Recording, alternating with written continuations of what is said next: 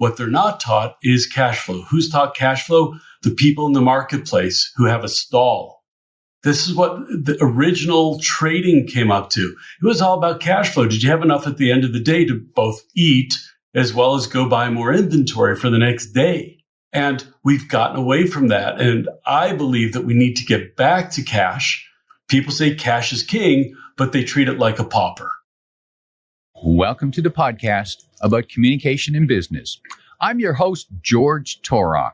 Did you know that I'm known as the speech coach for executives? Because I help business leaders deliver the intended message for greater success. And we do that through one-on-one coaching or training for the team. On this podcast, you will hear insights and advice from communication experts from around the world.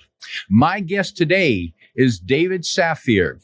Here's 3 facts that I think you should know about David. 1, he has done business in over 40 countries. 2, he restructured a division of a Fortune 100 company from years of losses to profitability in 1 year. Wow. He's a magician. And 3, he met his wife of 38 years during their high school musical where he was the lead and she was the student director. Now, I hope that you have reruns of that play from time to time just to bring back the memories. David Safir, welcome to Your Intended Message. George, it's great being on your podcast, and Your Intended Message is such a fascinating topic where people are saying things that they don't really mean. And I'm really looking forward to this conversation. David, I know that you're going to offer some insights that we haven't looked at before. And the discussion, the communication, the message is all around money. And you would think that money in business is a critical conversation that people get good at. However, I think usually the conversation is either around revenue or generating more revenue or reducing expenses. However, there's a side of the conversation that they miss, and that's what we're going to address today, and that's the cash flow conversation. David, why do you think that conversation is overlooked so much? Wow, that's a great question, George. I don't think anybody's asked me in that way, but here's my estimation. Accounting is what people are taught in business school. Accounting is not cash flow. Accounting is theoretical in nature. They call it accounting theory, accounting principles, accounting rules that may or may not have anything to do with reality. And that's what so many of our business leaders are taught is accounting. What they're not taught is cash flow. Who's taught cash flow? The people in the marketplace who have a stall. This is what the original trading came up to. It was all about cash flow. Did you have enough at the end of the day to both eat as well as go buy more inventory for the next day? And we've gotten away from that. And I believe that we need to get back to cash. People say cash is king, but they treat it like a pauper. And of course, if you treat it like a pauper, you soon will be one. Great conclusion. Great logical conclusion. Yes. And yes, I remember the phrase cash is king, but however, why did we get away from that? Again, I'll go back to accounting. What I really focus in on is small business owners. I work for very large companies. You mentioned I worked for a Fortune 100. I didn't worry about it. I was a general manager for a division in Latin America. We worried about accounts receivable, but I never got a phone call saying, David, we're going to run out of money if you don't collect this. What they would say is they'd look at the accounting/finance statistic and say, your receivable is now over 45 days for this client or over 90 days for that client. Those are all accounting terms that don't focus in on cash. We are geared towards providing units of production for large corporations. And then eventually those people get fed up and sick and tired of working for the big 4 accounting firms or large corporations. They go out and say, I'm going to go help a small company. I'm going to set up my own business. I'm going to set up, do taxes. And they don't learn that accounting oftentimes is completely disconnected from the realities a business owner is facing. And so there's a trickle-down effect from going from universities to large corporations down to small corporations. Everybody's talking accounting. Nobody's talking about cash. And David, I've learned over the years that the owners of small business, when they're going through difficult times, one of their biggest fears is that they can't make payroll at the end of the week.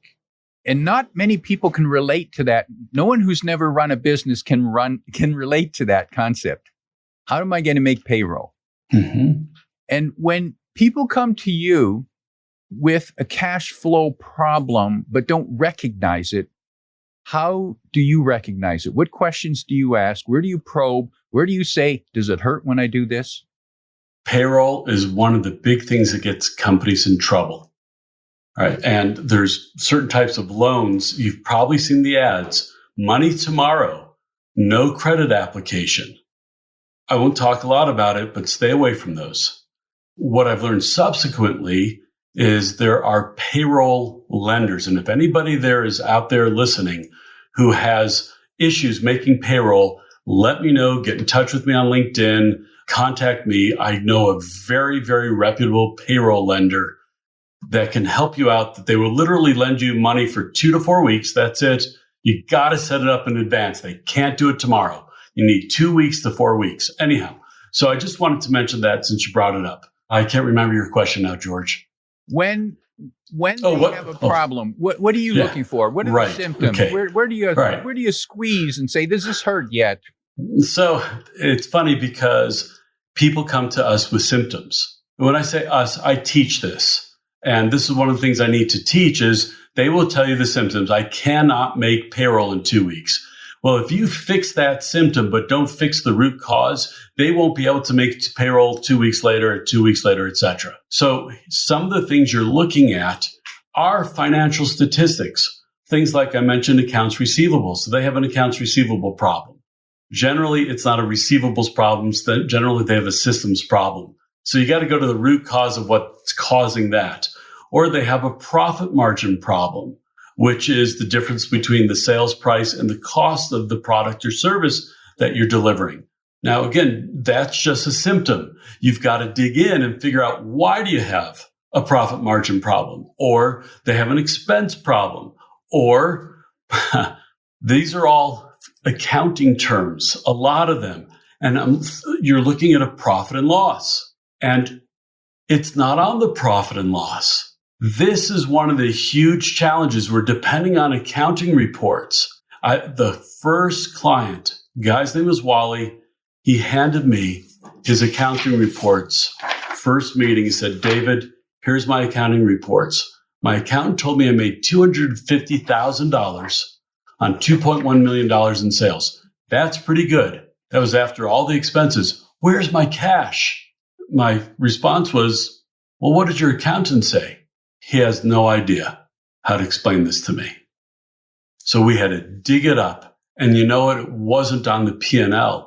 Where it was on his balance sheet. So now you got 2 reports you're dealing with, right? So what's the message of a P&L? How healthy is the company? That's the image we all have. The unintended message of a P&L is, if you've got profits, you're in good shape. Well, the reality is, A, it was accrual, which I'm not going to explain what that is. It's a type of accounting that's meant for large companies. It should be a best case cash basis. But you know what? Even on a cash basis, you may or may not pick things up because of rules. I'll give you an example, George. I've got a computer right here that's 5 years old. According to the IRS, what's it worth? 0. Because it's 5 years old. And I'm sitting there going, oh, wait a minute. It's good enough to be running at very high internet speeds, running a camera, running a microphone, and we're having an interview. How is that worth 0? And I could keep going on and on and on talking about these accounting principles that really screw with your mind unless you're well trained. And then we get the people who say, well, everybody who's a business owner should learn this stuff.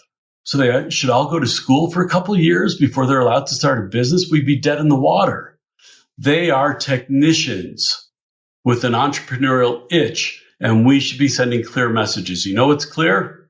Cash. How much money do you have in the bank today versus a period beforehand, whether it was last week, last month, last year, or today versus projecting next week, next month, next year.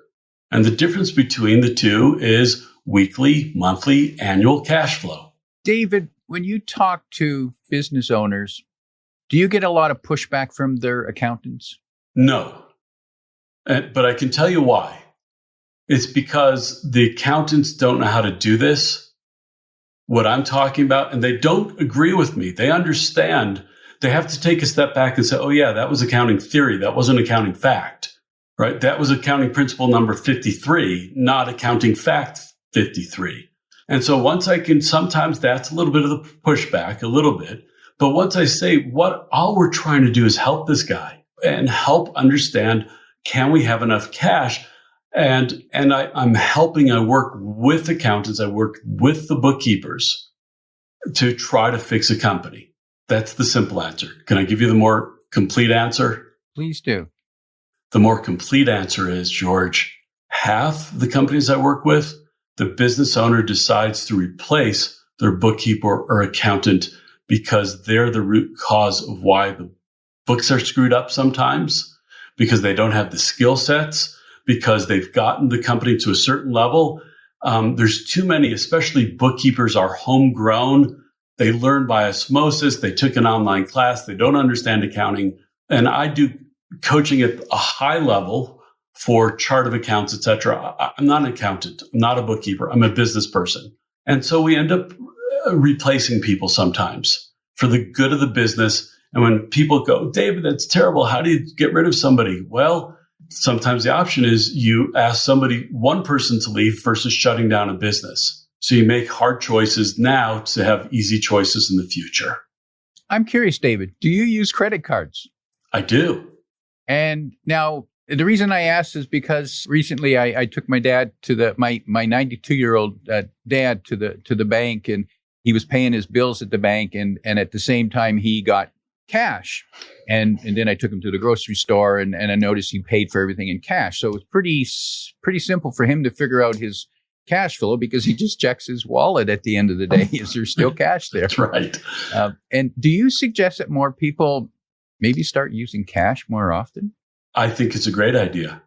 So Dave Ramsey, I've never been like a diehard fan, but I've listened to him enough, for over a period of a couple months. I really listened, and we started using the envelope method that he prescribes to. It's great. It's really great. Now, we still use the envelope method. It's just on a spreadsheet. But I know what I'm doing, right? And I spend a half an hour every single week doing cash flow modeling for my family, and then another half an hour doing it for my business, which is all it really takes. And then also having savings. That's a basic principle. He suggests, I haven't listened to him for a while, at the time was $1,000 in cash. And all of a sudden your problems disappear. You know what? He was right. This is like 20 years ago when we were struggling, and we got up to $1,000 and our problems went away. Now we still have problems. Well, they were challenges, no longer problems. So those principles, it's the same thing. Every business should have cash reserves. How much? If you're running $1 million a year business, $1,000 is not enough. It probably is 10,000 or 15,000. You just need to understand your business. But absolutely, cash can be good. Now that I've said that, I'm going to suck it all back from a business perspective. If you're not a sole proprietor, cash is very dangerous because it's too easy to misappropriate cash. And so you want to be very, very careful and have systems in place. And I'm not the person to tell you about how to do that.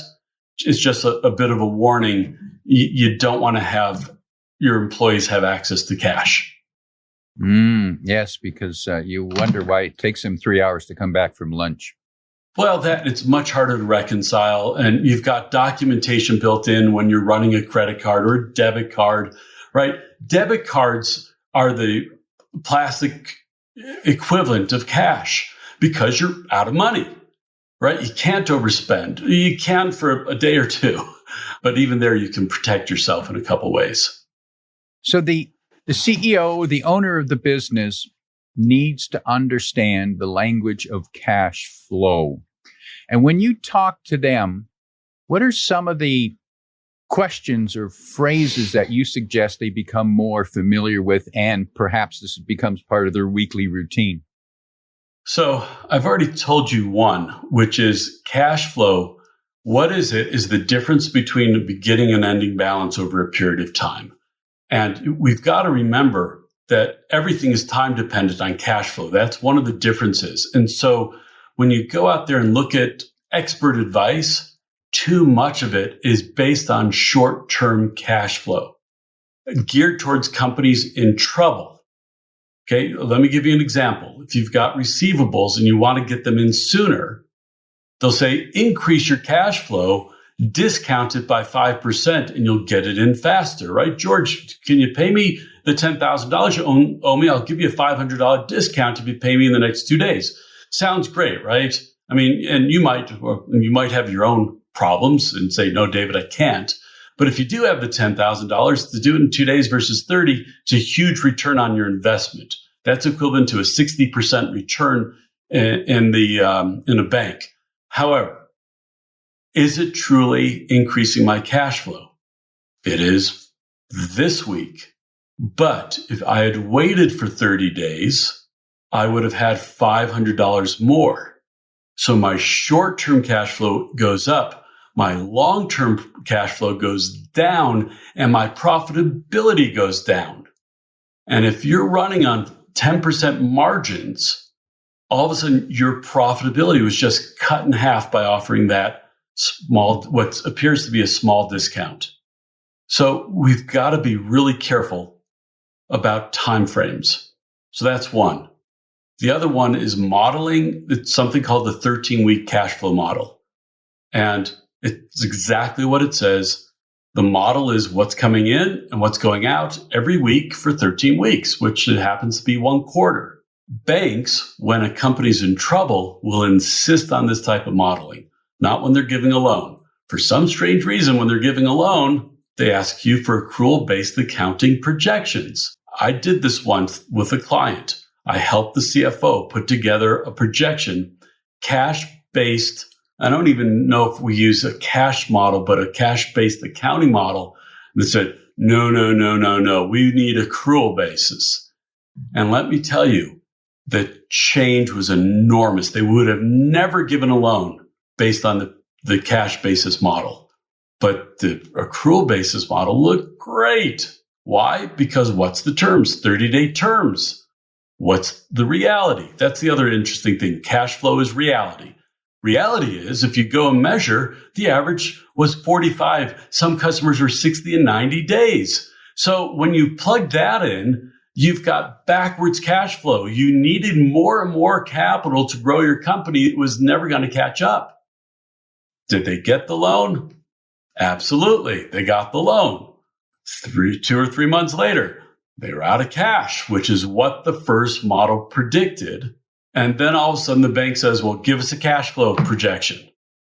So if it's good enough for a company in trouble, guess how you stay out of trouble? You do a 13-week cash flow model projection and you say, how much cash I'm going to have next week, next month, payroll. Will I have enough money to make payroll? That's how you find out or not. But the best thing is you don't find out 2 weeks ahead of time. You don't run your company by bank account balance. You look out 2 weeks, 4 weeks, 8 weeks, etc., and you can see problems coming. So you've got up to 3 months to fix your challenges before they hit you in the face. And if we can start looking out 3 months, there should be no surprises. Well, let me give you a little bit of modification on there, right? Because none of us is a magician. We're not, futurists. Otherwise, we'd be playing the stock market. But what we're taking is past behavior and we're projecting it forward. We know when certain bills are due, etc. But what I can tell you from experience is you can get 1 to 2 weeks within a very small percentage, 1%, 2% accuracy. 2 to 4 weeks, it becomes less accurate. 1 to 2 months, you're going, okay, that's a pretty good estimate. And then 2 months or more, we're making a good, intelligent estimate that it'll get more accurate as it comes in. But the big things, balloon payments, usually a lot of times when the months, the weeks that the, what do we just call it? Payroll and rent or mortgages come together, you get a trampoline effect where your expenses go way up. You can project those and say, why are we have any cash that week? Oh, look, we're paying rent and a payroll at the same time. Let's move all of our other expenses off of that week, push them out, push them in, or pull them in. And so we give ourselves some breathing room around that 1 week, that Friday that you're making payroll. That you can see 3 months out. Oh, that's interesting, David, because what I'm hearing there is when we know what the payments are we need to make ahead of time, we can schedule them at different times so it's not all happening the same week. Mm-hmm. Even if it was all the same week, it would be convenient for accounting because they could do it all at once. Especially a small company that has a part-time accountant that only comes in once in a while to do the books and do the payroll. And instead of thinking about what's convenient for the accountant, we need to think about what's going to keep the business alive. Yeah, but you can. But even with an accountant comes in once a month, you just say, great, we're going to use software. And it could be your banking software. It could be something else. We will schedule the payments. And you can do it so that they're scheduled, but then you have to go out and manually release them. Automatic stuff can really land you in trouble unless you've got enough cash reserves. If you're tight, you got to be careful about things that are automatic. Now, let's go to the other side of the equation. That's the money going out. The other part is the money coming in. And you need to get a handle on that. And some people would say, well, how much money are you going to bring in next month? I have no idea, right? Okay, so you're going to bring in $1. Oh, no, it'll be more than that. Oh, okay. So you're going to bring in $1 million. No, there's no way we're going to bring in $1 million. So you do have an idea. It's somewhere between $1 and $1 million. Can we get a little bit tighter, right? Anyhow, there's techniques. It's scary. So this is one of the issues, is mindset. When we learn accounting, we learn math, we learn just about anything, what are we supposed to do? In school, what's the objective in school when you take a test? Pass the test. Get the right answer. Get the right answer. We are conditioned. It's got to be right. George, I can guarantee you will never be right. Actually, we have once in a while, we've ended up with the exact balance we forecasted. But you know what? It was coincidence because some of our expenses were higher or lower and some of our income was higher or vice versa. But not everything was anyhow. The point is you got to get over yourself and allow yourself to be wrong and to make mistakes on the forecasting. But it's better than nothing. And it's better than just throwing your hands up in the air. And over time, you'll get better and better and better.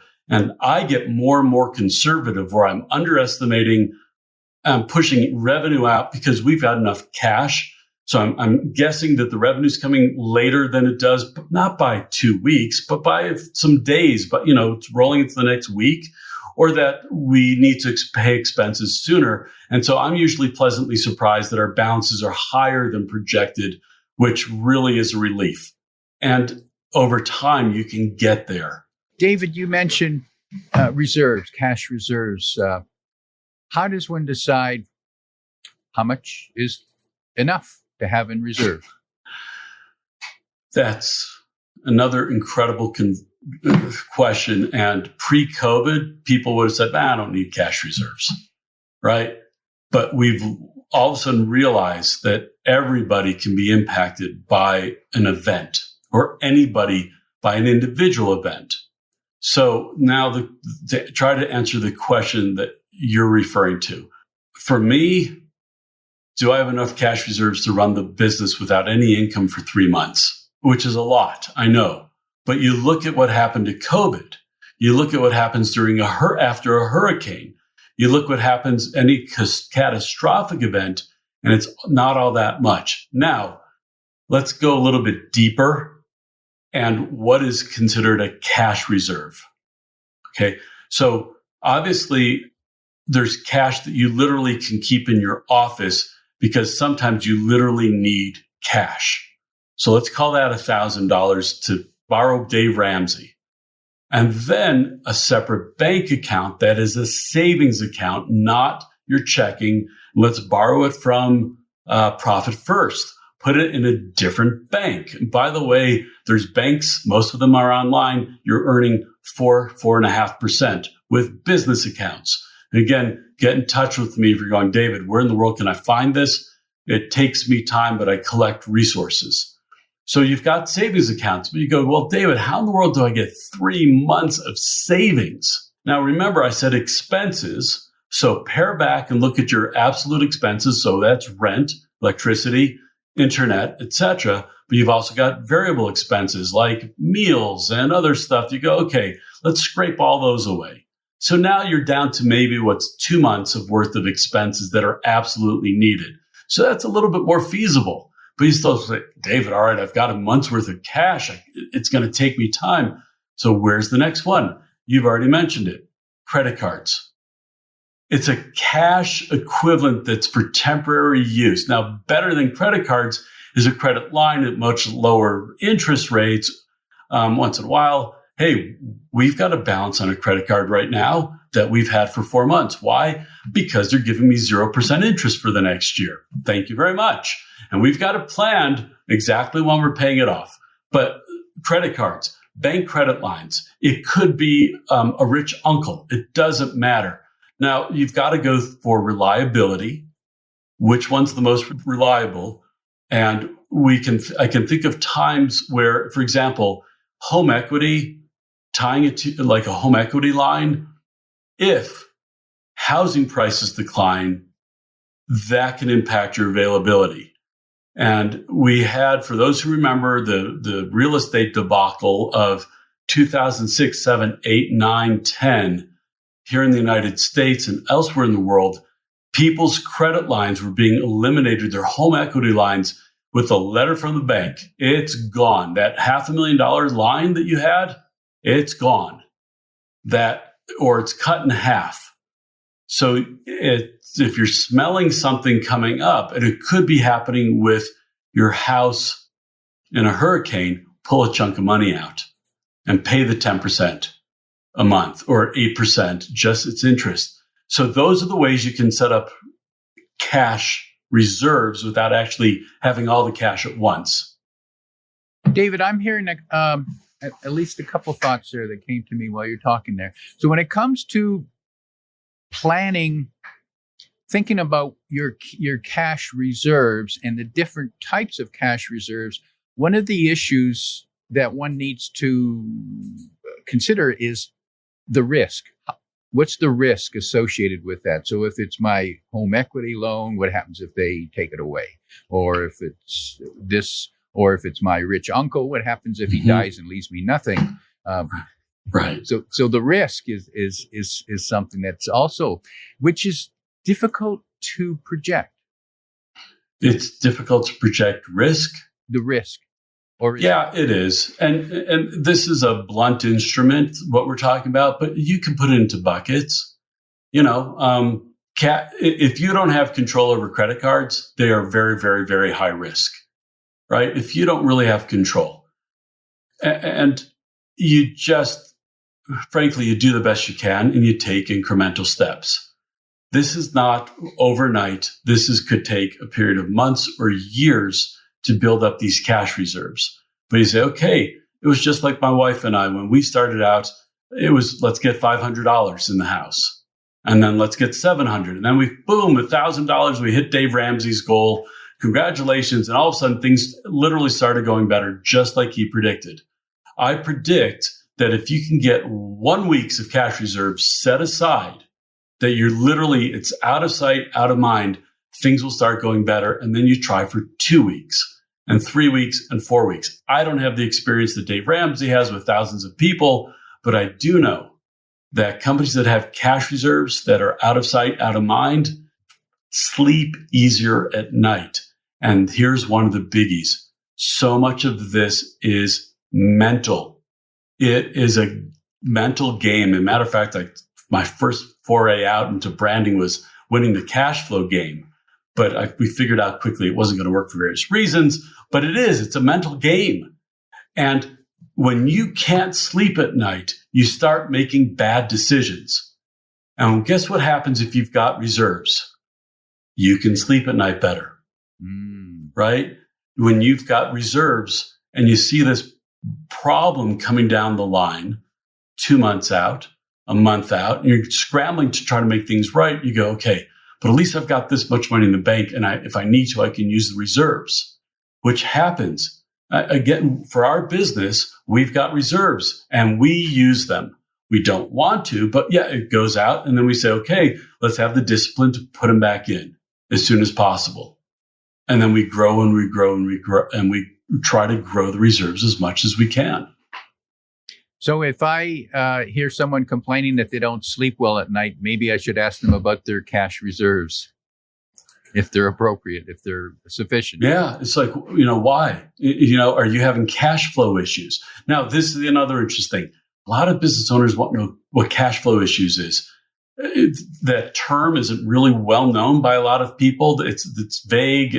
But if you say, are you having enough issues having enough money in the bank to pay your bills? That everybody understands. David, you have a generous offer for listeners at your site online, and that is the 24 profit strategies for business success. That's a free guide that they can find, and the website is CIC60.com, and you can find that link in the description below.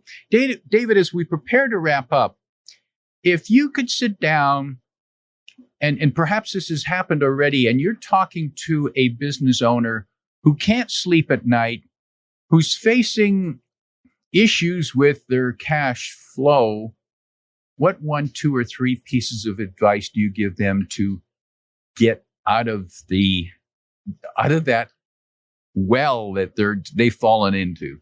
Yeah. Well, the first piece of advice may seem self-serving, but find somebody who knows what they're doing to help, who's actually done this type of work before.